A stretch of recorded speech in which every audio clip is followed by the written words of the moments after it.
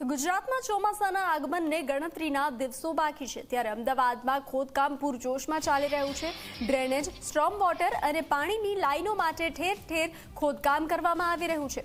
ચોમાસું નજીક છે ત્યારે અનેક સ્થળે વરસાદી પાણીના નિકાલથી લાઈન નાખવાની કામગીરી ચાલી રહી છે। માણેકબાગ, એઈસી અને સાયન્સ સિટી સહિતના વિસ્તારમાં કામગીરી ચાલુ છે। અમદાવાદ મહાનગરપાલિકાના અંદાજ પ્રમાણે આ વર્ષે 140 કરતાં વધુ સ્થળોએ પાણી ભરાવાની શક્યતા છે અને સ્થાનિકોનું કહેવું છે કે દર વર્ષે ચોમાસા પહેલા આવી જ રીતે આયોજન વિના ખોદકામ કરી દેવામાં આવે છે તો બીજી તરફ 1 જૂનથી કોઈ પણ નવા ખોદકામને મંજૂરી ન આપવાનો નિર્ણય સ્ટેન્ડિંગ કમિટીએ કર્યો છે, પરંતુ જ્યાં પહેલાથી જ ખોદકામ થઈ ગયા છે ત્યાં કામ ચાલુ જ છે।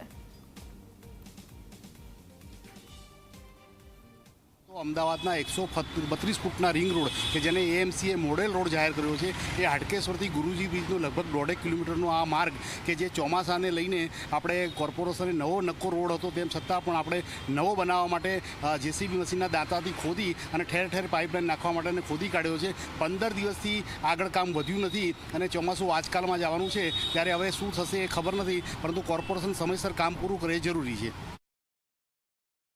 તમે જુઓ, ચોમાસું આવવાની તૈયારી થઈ રહી હોય ત્યાં સારા રોડ હોવા છતાં પણ એનું વારી ઘડીએ ટાંચા મારીને એ લોકો પોતે જ કોન્ટ્રાક્ટરને આપી દીધેલો રોડ બનાવવા આપી દીધેલો હોવા છતાં પણ એ લોકો રોડનું કામ પૂરું કરતા નથી।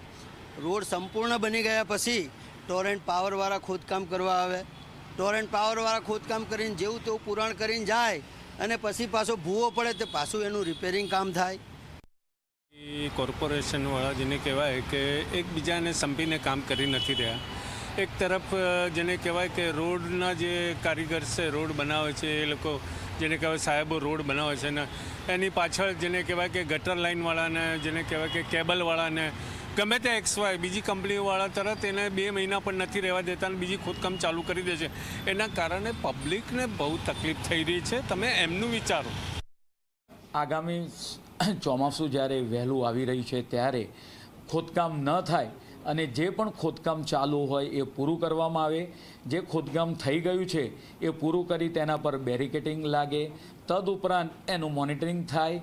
આ તમામ પ્રકારની અને આવનાર સમયગાળા દરમિયાન જ્યારે હવે ચોમાસું 1 જૂનથી વર્તાઈ રહ્યું છે ત્યારે નવું કોઈ ખોદકામ ન થાય, નવી કોઈ આરોપણ આપવામાં આવશે નહીં, એની પણ આજની સ્ટેન્ડિંગની અંદર ચર્ચા કરવામાં આવી છે।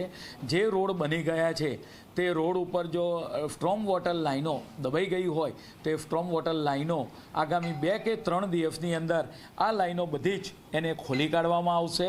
તમામ કેચપીટોની સફાઈનો રાઉન્ડ પૂરો થઈ ગયો છે અને બીજો રાઉન્ડ પણ ટૂંક સમયની અંદર એનો ચાલુ થઈ આ રાઉન્ડ પૂરો કરવામાં આવશે। આ વર્ષે હવામાન વિભાગની આગાહી મુજબ સામાન્ય તારીખ કરતાં વરસાદ વહેલો આવવાની સંભાવના વ્યક્ત કરવામાં આવી છે, પરંતુ કોઈ પણ આગાહી હોય અમદાવાદ મ્યુનિસિપલ કોર્પોરેશનને તેનો કોઈ જ ફરક નથી પડતો। એટલા માટે કે માથે ચોમાસું હોય તેમ છતાં પણ દર વર્ષની જેમ આ વર્ષે પણ શહેરના અનેક વિસ્તારોમાં છેલ્લા સમયના કામ માટે મોટા પ્રમાણે ખોદકામ કરવામાં આવી રહ્યું છે। હાલમાં ઝી 24 કલાકની ટીમ માણેકબાગ વિસ્તાર, આ એવો વિસ્તાર છે કે જ્યાં દર વર્ષે અડધો કલાકનો વરસાદ પડે અને આખો BRTS કોરિડોર છે, આસપાસના વિસ્તારો છે તે ઘૂંટણસમા પાણીમાં ડૂબી જાય છે, પરંતુ હાલમાં વરસાદ આવવાની તૈયારી છે તેવા સમયે હાલમાં સ્ટોર્મ વોટર એટલે કે વરસાદી પાણીના નિકાલ માટેની કામગીરી કરવામાં આવી રહી છે। અને બીજી તરફ આપ જોઈ શકો છો એક તરફનો રોડ બંધ છે, બીજી તરફના રોડ પર બંને તરફથી વાહનોની અવર જવર છે અને ટ્રાફિક જામ સર્જાયો છે। ખોદકામના આ દ્રશ્યો શહેરમાં કોઈ એક વિસ્તારમાં નહીં અનેક જગ્યાએ જોવા મળી રહ્યા છે અને તેનું પરિણામ છે પૂરતા આયોજનનો અભાવ। તંત્રને ખબર હોય છે કે આ વિસ્તારમાં આ સમસ્યા છે તે તેના ઉકેલ માટે આ કામ કરવાનું હોય છે, પરંતુ હંમેશા વહીવટી કારણોસર ચોમાસા પહેલાં જ તમામ કામગીરી શરૂ કરવામાં આવે છે અને પરિણામે જ્યારે ભારે વરસાદ પડે છે ત્યારે તે સ્થળે જમીન બેસી જાય છે, વાહનો ખૂંપે છે અને પરિણામે મુશ્કેલી ભોગવવાનો વારો શહેરીજનોને આવે છે। કેમેરા પર્સન મુકેશ ચૌહાણ સાથે અર્પણ કાયદાવાલા, ઝી મીડિયા, અમદાવાદ। તો હાલ બુલેટિનમાં આટલું જ। વધુ સમાચારો માટે આપ જોતા રહો ઝી 24 કલાક। નમસ્કાર।